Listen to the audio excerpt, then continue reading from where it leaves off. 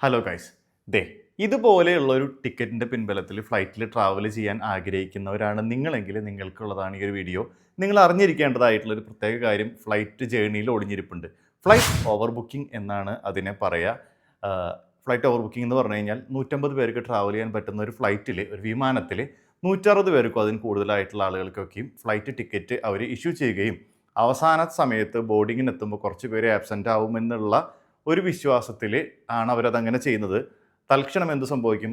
ചിലർക്കെങ്കിലും ആ ഒരു ഫ്ലൈറ്റിൽ ട്രാവൽ ചെയ്യാൻ പറ്റാതിരിക്കുകയും ഫ്ലൈറ്റ് റീസ്കെഡ്യൂൾ ചെയ്ത് കൊടുക്കുകയും അതല്ല ഹോട്ടൽ അക്കോമഡേഷൻ കാര്യങ്ങളൊക്കെ കൊടുത്ത് ഫ്ലൈറ്റ് പാസഞ്ചേഴ്സിനെ മാറ്റുകയും കാര്യങ്ങളൊക്കെ ചെയ്യുന്നതിനെയാണ് ഈ ഫ്ലൈറ്റ് ഓവർ ബുക്കിങ്ങും അതിന് അനുബന്ധപ്പെട്ടുള്ള കാര്യങ്ങളായിട്ട് നമ്മൾ പറയുന്നത്.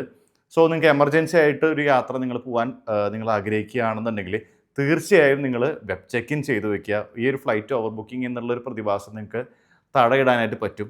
ഇനി നിങ്ങൾക്ക് ഈ ഫ്ലൈറ്റ് ഈ ഒരു ഓവർ ബുക്കിങ്ങിനെ കുറിച്ച് കൂടുതലായിട്ടുള്ള കാര്യങ്ങൾ അറിയേണ്ടതായിട്ടുണ്ടെങ്കിൽ എൻ്റെ യൂട്യൂബ് ചാനലിൽ ഞാനത് അപ്ലോഡ് ചെയ്തിട്ടുണ്ട്. ഈ ഒരു ഡിസ്ക്രിപ്ഷൻ ബോക്സിൽ നിങ്ങൾക്ക് അതിൻ്റെ ലിങ്ക് കാണാം. നിങ്ങൾക്ക് വളരെ ഡീറ്റെയിൽ ആയിട്ട് അതിൻ്റെ കാര്യങ്ങളെല്ലാം മനസ്സിലാക്കാം. ഇനി ഒരു പക്ഷേ നാളെ നിങ്ങൾക്ക് ഈ ഒരു അവസ്ഥ ഉണ്ടാകാതിരിക്കാൻ വേണ്ടിയിട്ട് ഈ ഒരു വീഡിയോ മസ്റ്റായിട്ടും വാച്ച് ചെയ്യുക. ഈ ഒരു ഫ്ലൈറ്റ് ഓവർ ബുക്കിങ്ങിനെ കുറിച്ച് നിങ്ങൾ അറിഞ്ഞിരിക്കുക.